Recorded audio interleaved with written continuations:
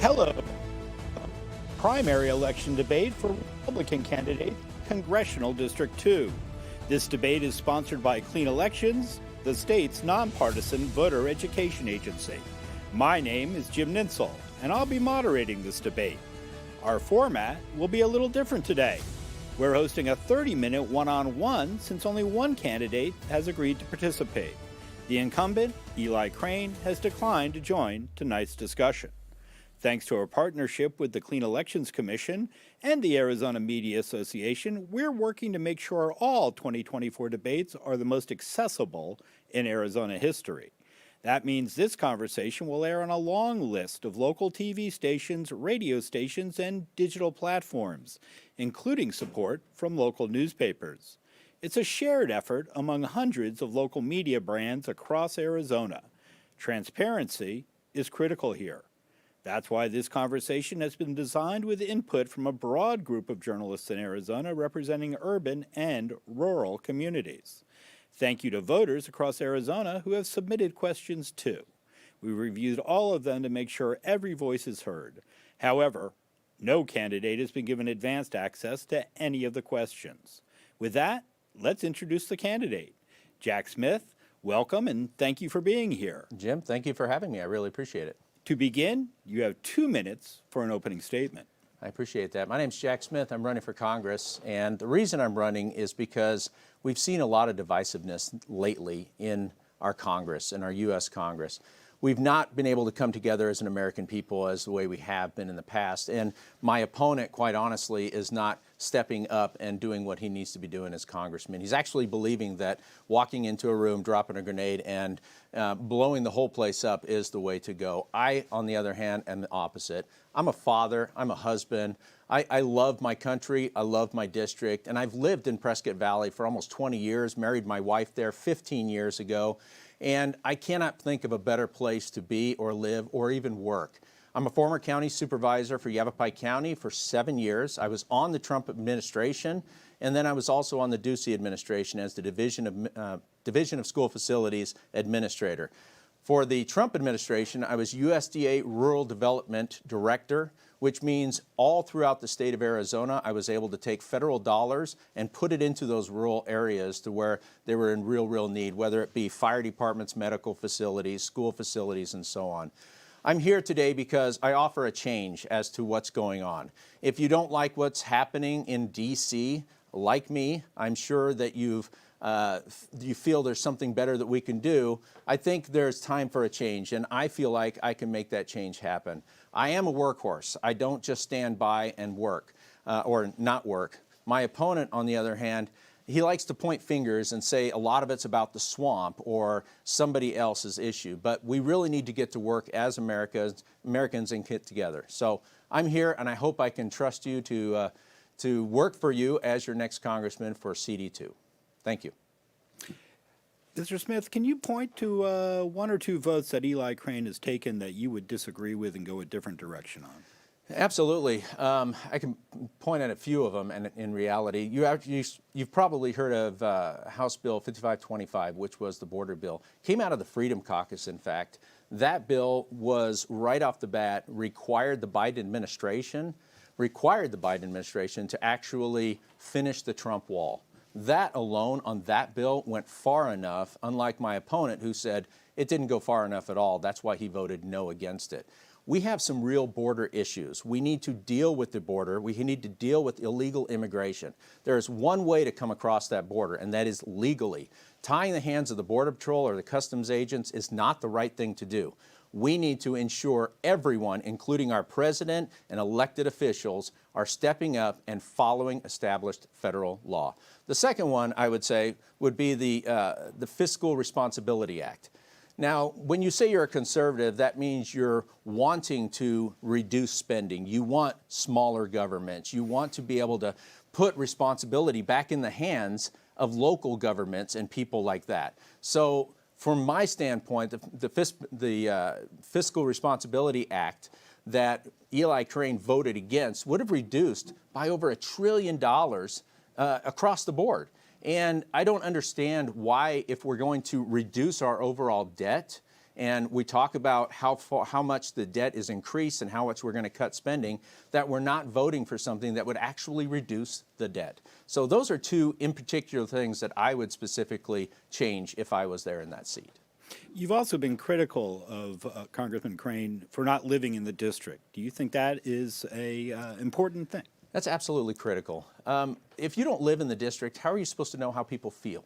When you're driving the streets, when you're actually taking your kids to the schools, the local schools, talking with your local officials, that's how you figure out what's inspired that community to come together. When you're not there, my opponent, as you pointed out, lives in Tucson. And we've not had a representative in CD2 that lived literally in Prescott or Prescott Valley in a very long time. So I think it's time that we change that, because when you get to know your neighbors, you get to know the issues. When you get to know the issues, you know how to deal with the issues and move them forward. It's incredible that we would ever elect somebody that was not in the district. So yes, I think it's critically important, especially when you're going to the grocery store and you see people and you're shaking their hands and you're trying to impress upon them that you're doing a good job in DC, but in reality, you're nowhere to be seen. In fact, and I hate to bring this up because I'm not a basher, I don't like to bash people, but as a representative, you got to get to know your mayors, you got to get to know your town councils, you have to know the people that makes these communities drive. And for having offices in the district that are closed to appointment only, that is not being responsible to your citizens. That's, hey, I'll get to you when I can. And I can tell you, from across the spectrum, whether it be up in Show Low, where I've been, down in Eloy, these folks really want that connection with their representative. CD2 is a very, very, very rural district. I know rural issues, whether it be water, whether it be emergency services, whether it be school buildings. Those are the things we need to focus on, those dollars. Our SAFER grants for our fire departments, where are those at? Where is Eli working on these issues? So being local, you know about these things. You work with the mayors, you work with the town councils, and all of a sudden you're starting to get things done in that momentum fashion. And Congressman Crane was one of the 8 Republicans who voted with the Democrats to oust Speaker Kevin McCarthy. Would you have voted to oust Speaker McCarthy? No, I would not. The reason I say I wouldn't go that far, because number one, we got to stop the finger pointing. If you're like me, you're tired of the back and forth in our own Republican Party. We've got a choice come July 30th. You can either choose to keep things the way they are, or you can choose to elect me, and I'm going to go in and we're going to build team synergies around working together to basically bring stuff back for our district. CD2 is a very dynamic district where it needs a lot of work, whether it be weather stations for our Show Low friends up there so they can drive data to their firefighters in this wildfire seasons, whether it be roadways. You know, we have very little roadways in the state of Arizona that are interstates. So transportation is a huge issue when you're talking about getting goods from point A to point B, especially when the road is so bumpy, half of that product is destroyed by the time you get there. So we have a lot of issues that need to be solved by someone who is local. So that's how I feel. Now, the Crane campaign, as you know, has said that former Speaker McCarthy is behind your campaign, and they point to ads from the American Prosperity Alliance that are critical of Congressman Crane. Would you care to respond to those allegations? Absolutely. I'll be honest, because that's who I am. I don't know Kevin McCarthy. I'd actually like to meet him someday, and I hope I do. I will allow anybody who is a good conservative to support me, but unfortunately at this point, I've not met Kevin McCarthy. I'm not a part of his team at this point, but I will say that being a part of something that's greater than yourself is more important than anything else. If that's all Eli Crane has to come at me, is to say that I'm either bought and paid for by Kevin McCarthy, or I'm out to get him because he ousted McCarthy, hey, I was on the same track as saying we need to make some changes in DC so that they understand what our local communities are going through. And at that time, I was a county supervisor. I believe I was a county supervisor. So those are the things, you know, if you want to just throw at me that I'm a McCarthy guy, that's great. I would happily join with Kevin McCarthy if he wants to join the team to help us get some reality back to our district. Are there areas where you think you could work with Democrats and the Biden administration? I think there are areas to where we as Americans need to come together and work together, absolutely. I've worked in bipartisan measures before, the distracted driving ordinance. I was told years ago when I brought that up here in the state of Arizona. The reality ends up being we had kids who take these cell phones, and I'm looking for my cell phone here, but we have kids that are actually growing up with these cell phones in their hands. And at the time, people didn't realize that when a child is looking at their cell phone and trying to drive an automobile, they don't mix. So in the time, if you're going 55 miles an hour and you look down to that one text, you've already gone a football length by the time you try to realize something's in front of you. So I went ahead and went forward in a bipartisan manner, and we got distracted driving ordinances passed right there in Yavapai County. And we're not a nanny state, right? We don't want to tell people what to do. We need less government. We need less regulation. What we need to do is just keep those devices out of our hands, set them down, and utilize wireless or Bluetooth or something else. It doesn't matter if you use the phone. It only matters if you have it in your hand. And we saved a lot of lives by doing that. Not only did we do that in Yavapai County, and every municipality picked that up very, very quickly, the state of Arizona picked it up and actually passed it as a law. Let me ask you about the Bipartisan Infrastructure Act that was passed in 2021 and signed into law by Joe Biden. Would you have voted in favor of that? I think infrastructure, and I would have to go back and review the bill very, very closely, but I think infrastructure is a key element to our transportation models. If we don't have bridges, if we don't have roads, if we don't have these infrastructures that are protecting you as you drive down the highways, as you're, motoring from one state to another, then it's an unsafe condition, and that's something that we have to deal with. The federal dollars, on the other hand, seem to be too far to the east, in my opinion. What I'm going to do when I'm congressman and I'm elected to represent Arizona's 2nd Congressional District, we're going to bring those dollars, those transportation dollars, back to the state of Arizona. We're going to get some corridors going and some transportation going that makes it a lot safer. I mean, you go up onto the I-40 and all of a sudden it's brand new, it's a beautiful roadway. Less than a year, it's already falling apart because the amount of traffic and the weight of the traffic on that roadway. So infrastructure is very, very important, but we got to bring those dollars from the east over to the west a little more often. Let's shift gears over to the immigration topic.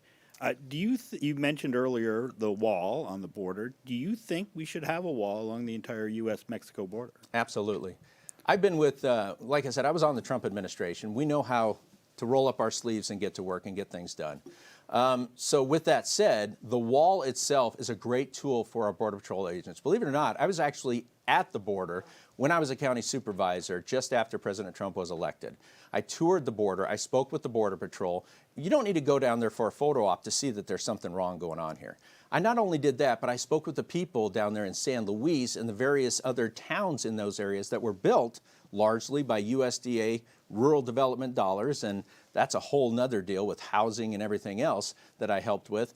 But you can tell that it actually affected them in a positive manner because they didn't have to worry about the amount of drugs. People don't understand, it's not just about illegal immigration, although that is a huge issue. It's about the drugs and the trafficking that's going on, human trafficking. For years, I've been trying to get it out there on social media that this is a huge issue. We're missing kids, we're missing people, what's happening to them?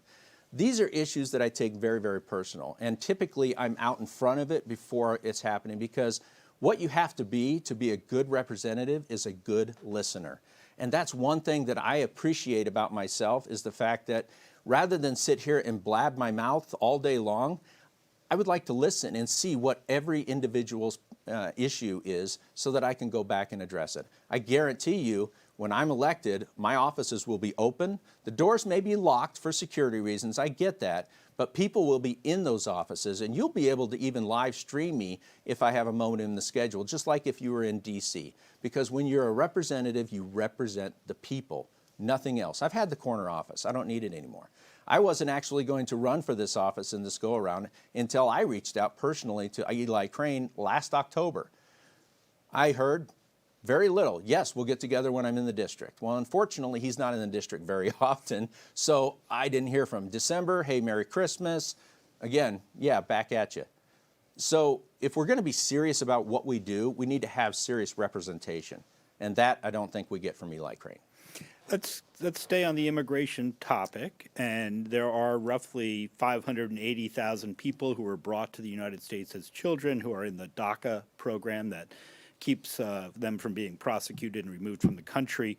Should these people be given a path to permanent legal status, or should they be deported to their country of origin?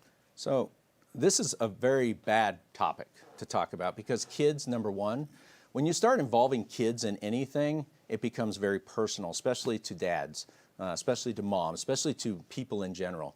We don't want to see things happen to kids. And I've heard a lot of rumors about the kids coming across, even with undocumented worker, or not undocumented workers, but folks that are bringing them across so that they can cross illegally as well. So I would say from that standpoint, I think we need to vet as to where their family is.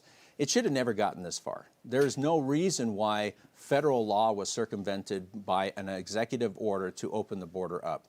We should all be, regardless of your status. I started out as a forklift operator after I got out of the military. Okay, I loved the job. I loved working in the warehouse, and I worked myself up to management.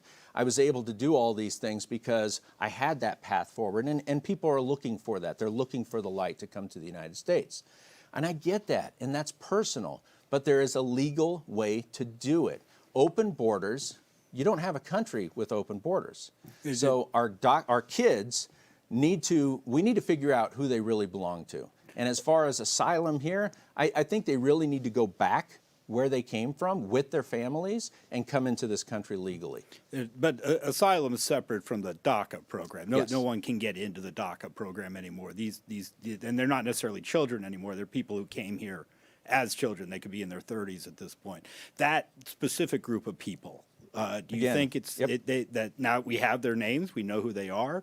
Can we deport them, or should we allow them to stay in the country and find a legal pathway for that? Yeah, there is a legal way to come into this country. We need to follow the established law, period. So the folks in DACA, we can remove them? You'd Absolutely. like to see the DACA folks we need to removed. realize we are a nation of laws. Those laws have to be followed. Sometimes it hurts to say, you know, we have to deport certain people. We have to get back to our immigration status to where you come in here legally or you don't come in here at all.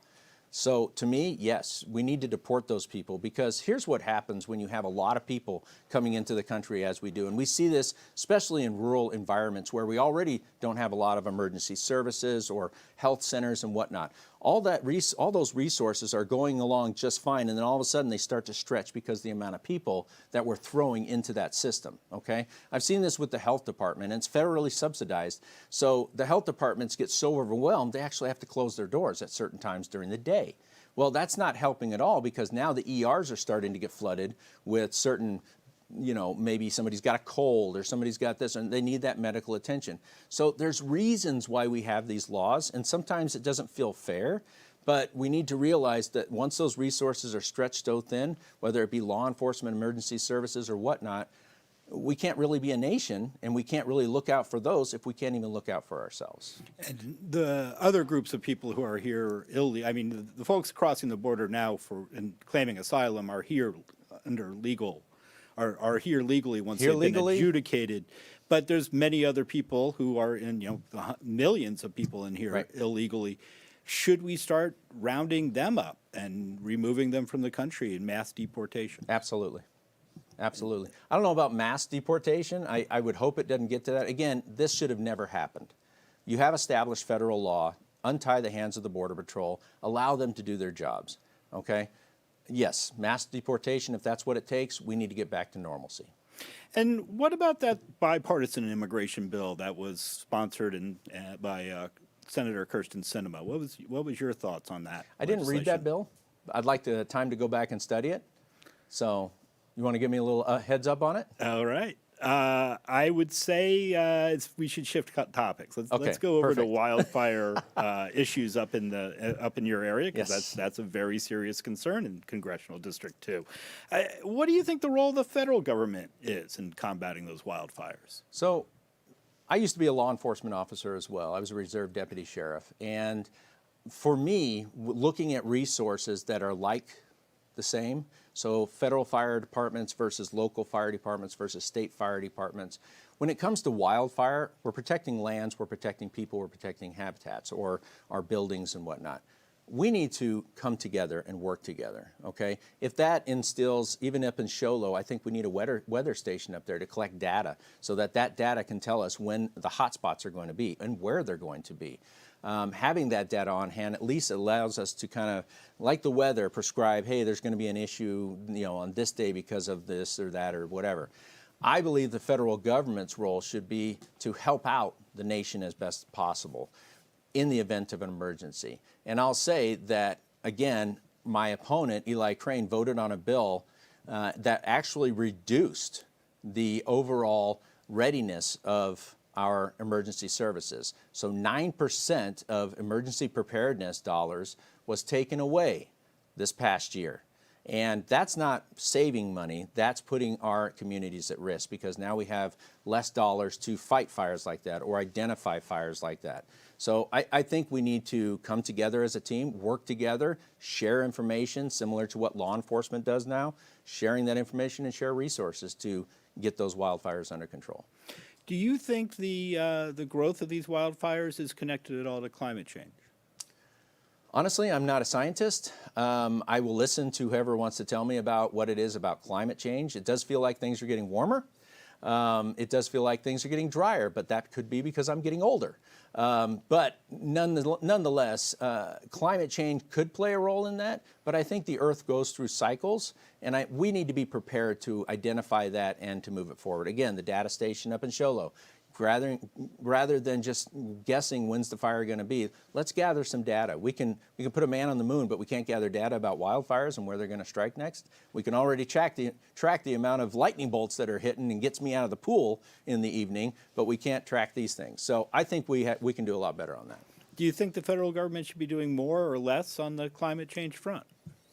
I think we're doing quite well as a country. I think we need to step it up and put some other people out there, other countries, to start helping us out. Because I think the United States, with scrubbers, with a lot of things that we've got going on right now that protect our environment, I mean, we've not seen this clean air in a long, long time. So, and it's not just air, it's water, right? It's also the soils. It's also a lot of different things. Climates, for our vegetation. These are things that we need to keep into consideration, but also not that they hurt. We don't want them to hurt our citizens themselves. Let's shift gears again and talk about abortion. Would you support a national ban on abortion? And if so, at what stage of the pregnancy? I am pro-life. Personally, I believe life starts at the beginning of conception. And so but there is the question of, should it be a state-by-state ban? Should it be a national ban? Where would you land? I think this is a state piece. I believe each state has the right. We pick our communities, right? We go into the communities that suit us the best. And that includes the laws for those cities, and that includes how things are ran and so on and so forth. So this in particular one, for me, it would never happen in my family. I don't believe in abortion, but I also don't believe that government has the federal government has the reach to be able to say yes or no to the state. State rights, have to come into play at this point. Do you feel the same way about the IVF treatments? That's been an issue lately, and there's been some push in Washington to say IVF is a legal process across the country in case a state should say you can't create embryos because there's issues of their destruction along the way. Right. Science has come a long way. I'm not sure 100% how far it's come, to be honest with you. Being a politician, I spend a lot of days shaking hands and going to different places. But I can tell you that science has done a lot of great things, but I would have to learn a little bit more about that topic itself. What strategies, and we'll shift gears again here to the entitlement programs, and we are running out of time. What strategies would you pursue to preserve Social Security for future generations? Well, first off, we've got to stop the out-of-control spending. That's got to be number one. Why my opponent did not vote for the Fiscal Responsibility Act, I'm not 100% sure. If it's going to take down the money that's going to different programs that really don't make sense, why the federal government is spending it on certain things, this is where we got to start. And we start by doing that by reducing the amount of funding that's going out for frivolous things. The government's responsibility is to protect the United States, is to secure its borders, is to have a strong military. and those are always number one. The act itself reduced the amount of spending. It actually put a cap on the amount of spending that you could do anything outside of defense. So again, I think it starts with reducing the amount of money that we're spending. We can only use a credit card for so long. Okay, I know if I use my credit card at home, my wife looks at me and goes, you know, we still got to pay the bills. So I think the country needs to understand that. I think the people do. And we're pretty well fed up with the fact that the money keeps going out and all we're doing is raising taxes, raising taxes, raising taxes. Did you know in my 7 years as county supervisor in Yavapai County, 4 years in a row, we reduced the overall tax rate? That's by having that conversation, making sure you're working together and reduce spending. Well, we are almost out of time here. I think there are a lot of questions I would have liked to get to, but we didn't have time. But you have a chance here for a 1-minute closing statement. Awesome. Well, thank you so much for having this. I'm very disappointed that my opponent just neglected to want to be here. This was the only televised event that we're going to have in this race, and I think it's important that the American people get to see both sides of it. I'm not a perfect person. I don't pretend to be. I do like my family, and I want to see my kids grow up in a world that's a little bit better, and I think we're all in that same boat. So if you have an opportunity, go to my website. It's jacksmithforcongress.com. You can follow me on Facebook. You can follow me on Twitter. I'm not the attack guy, okay? I'm not going to point fingers. I'm not going to tell people how bad somebody else is. What I'm going to do is I'm going to work for you and the benefit of our district so that our kids can grow up in a stronger environment. They understand that people are there to support them because they see it through our politicians. Performance reflects leadership 110%, and for years I have built really good and strong work groups, and I intend to do that with the federal government. All right. Well, thank you very much. That is all the time we have for our one-on-one conversation with Jack Smith, Republican candidate for Congressional District 2. As a reminder, the Arizona primary election is on July 30th, and early voting starts July 3rd. All registered voters can participate in the primary, including independents. There are a lot of offices up for election this year, so we'll keep hosting debates throughout the November general election. Head to azmedia.org to see a list of every local media partner, plus upcoming debates, and where you can find them on TV, radio, and digital platforms. You can also see the full debate schedule, learn more about clean elections, and submit questions for future debates by heading to azcleanelections.gov. On behalf of our partners at Clean Elections, the Arizona Media Association, Reister and Bitfire Studios, thanks for watching.